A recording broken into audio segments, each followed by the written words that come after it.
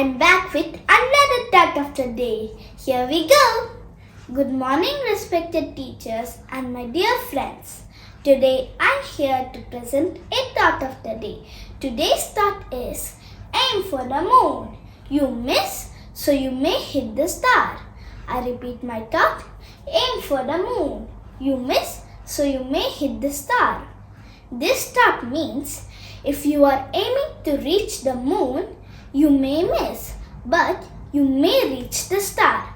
So, always have a bigger goal to achieve. At least you will finish the smaller goals.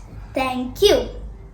Please like, share and subscribe to my channel for more educational and fun videos.